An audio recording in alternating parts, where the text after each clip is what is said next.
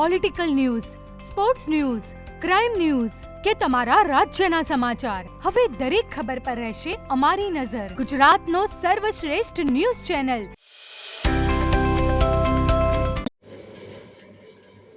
ચાણસ્મા ખાતે વર્ષોથી સ્થાયી થયેલા અને મંડપ ડેકોરેશનના વ્યવસાય સાથે સેવાભાવનું અનોખું ઉત્તમ ઉદાહરણ પૂરું પાડતા દરબાર સમાજના મોભી દરબાર રંગુજીભાઈ તથા તેમના સુપુત્રોનું આજે પત્રકાર એકતા પરિષદ પાટણ જિલ્લા દ્વારા સન્માન કરવામાં આવ્યું હતું.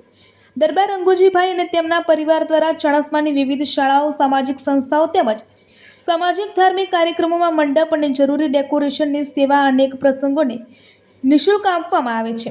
ખાસ કરીને મા બાપ વગરની દીકરીઓના લગ્ન પ્રસંગે મંડપ અને ડેકોરેશનની સેવા વિનામૂલ્યે આપી તેઓ માનવતાનું અનોખું કાર્ય કરી રહ્યા છે.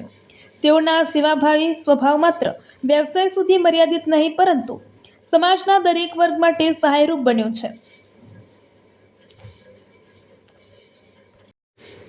કોરોના મહામારીના કપરા સમયમાં પણ તેઓએ સેવાભાવી દાતાઓ પાસેથી સહયોગ મેળવી પોતાના સ્થળેથી રસોઈ તૈયાર કરાવી ચાણસ્માના જરૂરિયાતમંદોને સતત 4 મહિના સુધી ભોજન સેવા પૂરી પાડી હતી.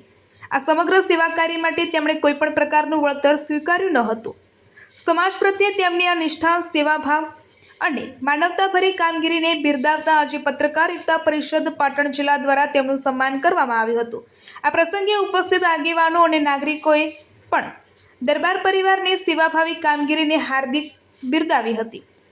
દરબાર રંગુજીભાઈ અને તેમના પુત્રો જેવી સેવાભાવી વ્યક્તિઓ સમાજ માટે પ્રેરણાસ્ત્રોત સમાન છે, જે નિસ્વાર્થ સેવા દ્વારા માનવતાનો સાચો સંદેશ જીવંત રાખે છે.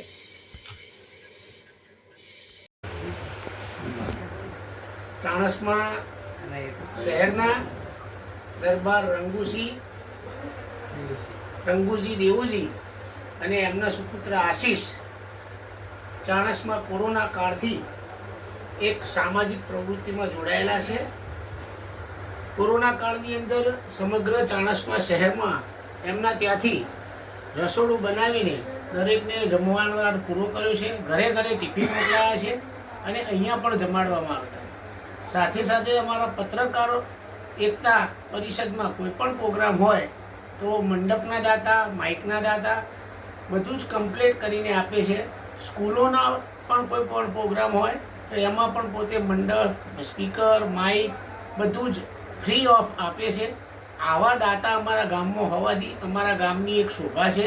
દરબાર સમાજની પણ એક મોટી શોભા છે અને દરબાર સમાજમાં પણ રંગુભાઈએ ઘણું બધું દાન આપેલું છે અને આપતા રહેશે.